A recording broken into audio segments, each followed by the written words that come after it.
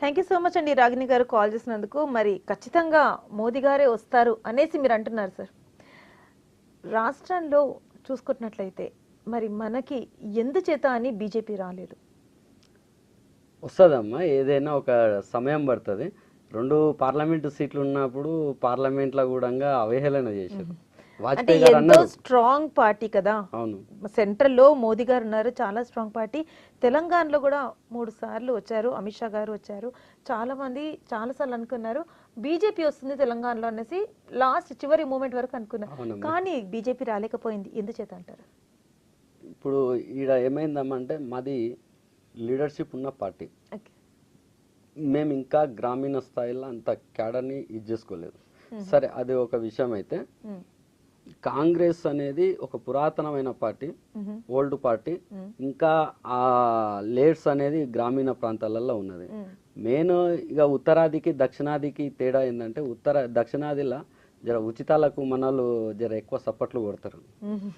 ఈ ఉచితం ఇస్తాము ఉచితాలకు ఎక్కువ సప్పట్లు కొడతారు. ఆ సమయంలో మేము కూడా భారతీయ జనతా పార్టీ నిర్మాణం ఎట్లుంటుందమ్మా అంటే, ఇప్పుడు చూసిర్రు కదా రామ మందిరం ఏ విధంగా అయితే స్ట్రాంగ్గా కట్టిరో, కార్యకర్తలను కూడా అంత స్ట్రాంగ్గా నిర్మాణం చేస్తుంది వ్యక్తిత్వంగా. ఎందుకంటే ఈరోజు నాకు పదవులు రాకపోవచ్చు, నేను పార్టీని వదిలే వ్యవస్థ ఉండదు మాలాంటి వ్యక్తులకి.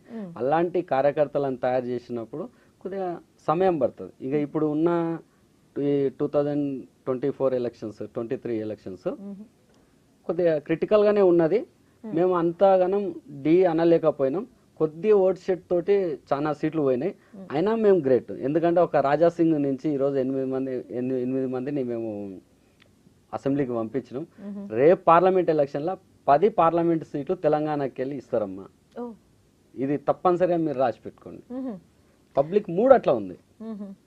అంటే ఖచ్చితంగా ఇక్కడ నుంచి చాలా స్ట్రాంగ్ గానే ఉంది బీజేపీ అనేసి అంటున్నారు.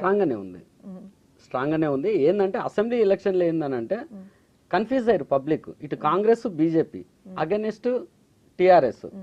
అరే బీజేపీకి ఓటేసి ఒకవేళ ఇది అక్కడ ఎట్లా ఉన్నదమ్మా అంటే, ఒకవేళ కాంగ్రెస్ కాదని మళ్ళీ టీఆర్ఎస్ వస్తే కష్టం, బీజేపీ కాదని టీఆర్ఎస్ వస్తే కష్టం అన్నట్లు ఈ ఓటు అనేది కన్ఫ్యూజ్లా పోయింది. కాబట్టి చాలా సీట్లు బీజేపీకి మిస్ అయినాం. ఓకే.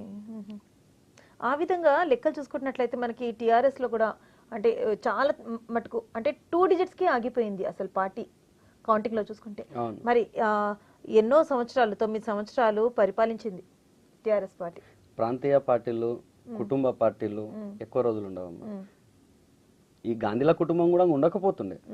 కాంగ్రెస్ అనే తోకను పెట్టుకున్నారు కదా ప్రజలు. కాంగ్రెస్ ను గొప్పగా చూసిరు కదా, మహాత్మా గాంధీ నుంచి చూసిరు. అంటే ఇది అబ్బో స్వతంత్ర సమరయోధుల పార్టీ అన్న ఫీలింగ్ లో ఉన్నారు.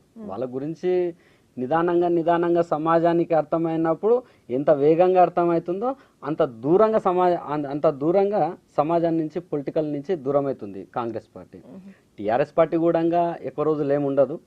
ఈ ఎలక్షన్లో గిట్ట టీఆర్ఎస్ కు ఒక 3-4 ఎంపీ స్థానాలు గిట్ట రాలేదనుకో, మీరు రాసి పెట్టుకోండి అమ్మా, ఇది నిలబడే పార్టీ కాదు తెలంగాణలో. అసలు టీఆర్ఎస్ అనేది లేదు కదా, తెలంగాణ అనేది తీసేసుకున్నాడు కేసీఆర్. బీఆర్ఎస్ మా దేశ ప్రధాని కావాలి ఆయన, ఇంకా తెలంగాణలో ఏం పని ఆయనకు. అంతే అంటారా? మరి ఖచ్చితంగా ఈసారి కూడా మోదీ సర్కారే వస్తారంట. 100% అంటే డబుల్ ఇంజిన్ సర్కారే ఖచ్చితంగా వస్తుంది. మరి ఇంతకుముందు మన కాలర్ అడిగినట్లుగా మరి ఏ విధంగా మార్పులు ఉంటాయి అంటారు మోదీ సర్కార్ వచ్చాక?